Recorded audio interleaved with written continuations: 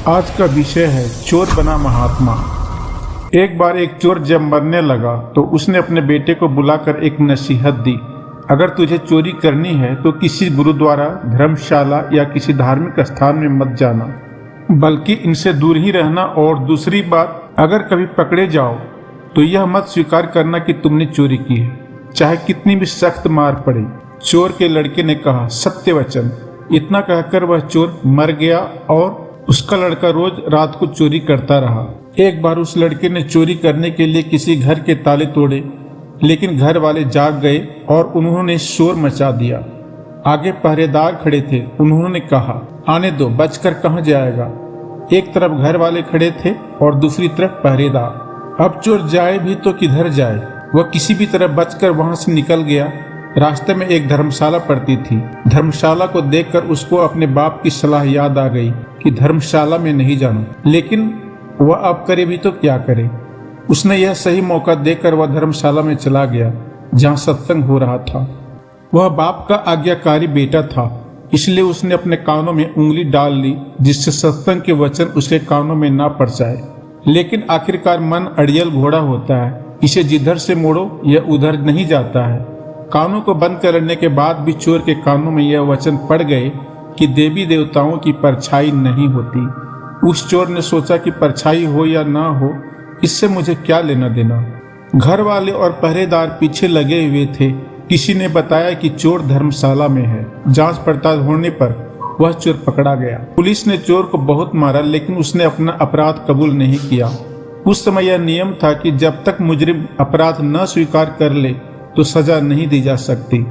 उसे राजा के सामने पेश किया गया। वहां भी खूब मार पड़ी, लेकिन चोर ने वहां भी अपना अपराध नहीं माना। वह चोर देवी की पूजा करता था, इसलिए पुलिस ने एक ठगनी को सहायता के लिए बुलाया। ठगनी ने कहा कि मैं इसको मना लूंगी। उसने देवी का रूप भरकर 2 नकली बाहें लगाई, चारों हाथों में 4 मशाल जलाई और नकली शेर की सवारी की। क्योंकि वह पुलिस के साथ मिली हुई थी, इसलिए जब वह आई तो उसके कहने पर जेल के दरवाजे कड़क कड़क कर खुल गए। जब कोई आदमी किसी मुसीबत में फंस जाता है तो अक्सर अपने इष्ट देव को याद करता है। इसलिए चोर भी देवी की याद में बैठा हुआ था कि अचानक दरवाजा खुल गया और अंधेरे कमरे में एकदम रोशनी हो गई। देवी ने खास अंदाज में कहा, देख भक्त, तूने मुझे याद किया और मैं आ गई। तूने बड़ा अच्छा किया कि तुमने अपना अपराध स्वीकार नहीं किया। अगर तूने चोरी की है तो मुझे सच सच बता दे, मुझसे कुछ भी मत छुपाना, मैं तुम्हें फौरन आजाद करवा दूंगी। चोर देवी का भक्त था। अपने इष्ट को सामने खड़ा देखकर बहुत खुश हुआ और मन में सोचने लगा कि मैं देवी को सब सच सच बता दूंगा। वह बताने को तैयार ही हुआ था कि उसकी नजर देवी की परछाई पर पड़ गई। उसको फौरन सत्संग का वचन याद आ गया कि देवी देवताओं की परछाई नहीं होती। उसने देखा कि इसकी तो परछाई है। वह समझ गया कि यह देवी नहीं बल्कि मेरे साथ कोई धोखा है।